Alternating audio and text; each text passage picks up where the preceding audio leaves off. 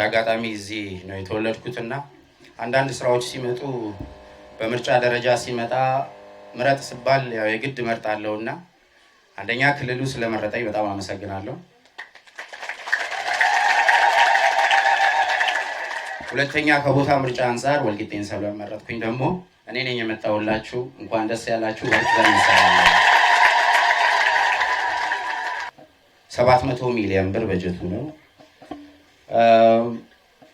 ከአማካሪ ዘንድ ተገቢው ስራ ከተሰራ ከባለቤቶች ደግሞ ከክልሉ ተገቢው በጀት ከተያዘለት 2 ዓመት ከ6 ወር ይበዛል። እኔ 1 ዓመት ከ6 ወር ይበቃኛል። 1 ዓመቱን መልስላችኋለሁ። በጣም ደስ ያለ ጉዳይ። ይሄንን ግንባታ ትልቁ ቢሮ ነው፣ ባለ 7 ወለል ነው። ይሄንን የሚገነባው ኮንትራክተር ደግሞ የእናንተው ልጅ።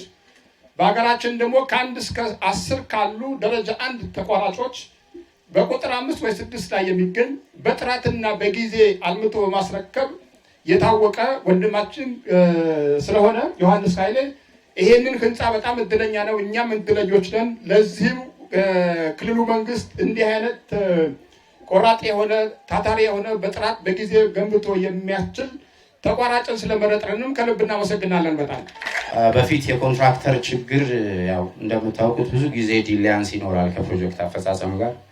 ቴክኖሎጂው አድጓል፣ እኛም በስራ በደንብ አድገናል። ክቡር የዞኑ አስተዳዳሪ አመሰግናለሁ በዛ ልክ ስለገለጹን። ኢትዮጵያ ውስጥ 10 ከሚባሉት ደረጃ ውስጥ ነን ዘንድሮ ያለነው።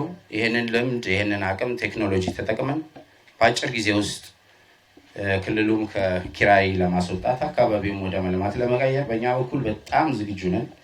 7 ወለል አለው።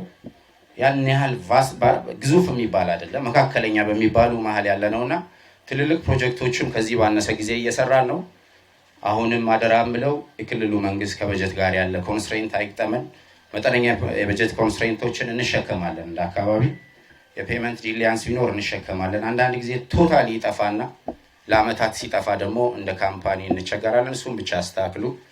እድሉን ስላገኘው ስላዳመጣችሁኝ እግዚአብሔር ይስጥልኝ።